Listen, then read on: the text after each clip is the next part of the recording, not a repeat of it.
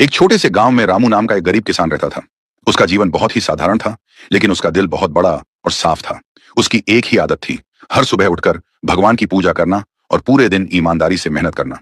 रामू के घर में उसकी पत्नी गीता और एक छोटा बेटा मोहन रहते थे। घर में गरीबी जरूर थी, लेकिन खुशियां भी कम नहीं थी।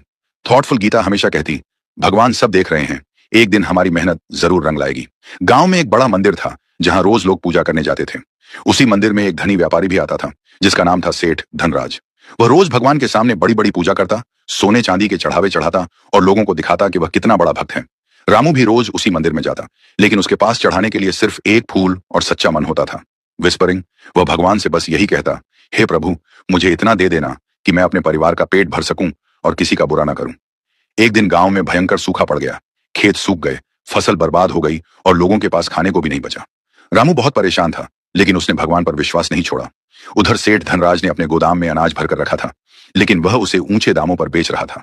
सैड गरीब लोग उसके सामने हाथ जोड़ते, लेकिन वह उनकी मजबूरी का फायदा उठाता। एक दिन रामू अपने बेटे मोहन को लेकर जंगल में लकड़ी लेने गया। वहां उसे एक बूढ़ा साधु मिला। साधु बहुत कमजोर और भूखा लग रहा था। रामू के पास खाने के लिए बस एक रोटी थी, जो उसने अपने बेटे के लिए रखी थी। रामू ने बिना सोचे समझे वह रोटी साधु को दे दी। मोहन ने भी कुछ नहीं कहा, बल्कि मुस्कुराकर बोला, बाबा को भूख लगी थी, आपने अच्छा किया। हैप्पी, साधु ने खुश होकर कहा, बेटा, तुम बहुत दयालु हो। भगवान तुम्हारी सच्ची भक्ति से बहुत प्रसन्न है। तुम कल सुबह अपने खेत में जाना, वहां तुम्हें कुछ खास मिलेगा। रामू को यह बात थोड़ी अजीब लगी, लेकिन उसने विश्वास किया। अगले दिन सुबह वह अपने खेत में गया। जैसे ही उसने जमीन खोदी, उसे वहां एक पुराना घड़ा मिला। जब उसने उसे खोला, तो वह सोने के सिक्कों से भरा हुआ था। सरप्राइज्ड रामू की आंखों में खुशी के आंसू आ गए। उसने तुरंत भगवान को धन्यवाद दिया, लेकिन उसने उस धन का घमंड नहीं किया। उसने सबसे पहले गांव के गरीब लोगों की मदद की, सबको अनाज दिया और अपने खेत को फिर से हरा भरा बना लिया। उधर सेठ धनराज को जब यह बात पता चली, तो वह बहुत हैरान हुआ। थॉटफुल उसने सोचा, मैं रोज इतनी बड़ी पूजा करता हूं, फिर भी भगवान ने मुझे कुछ नहीं दिया, और इस गरीब किसान को इतना धन मिल गया। वह मंदिर गया और भगवान से शिकायत करने लगा, अनॉयड, हे भगवान, मैंने हमेशा आपको सोना चांदी चढ़ाया, फिर भी आपने मुझे कुछ नहीं दिया और उस गरीब को इतना सब कुछ दे दिया।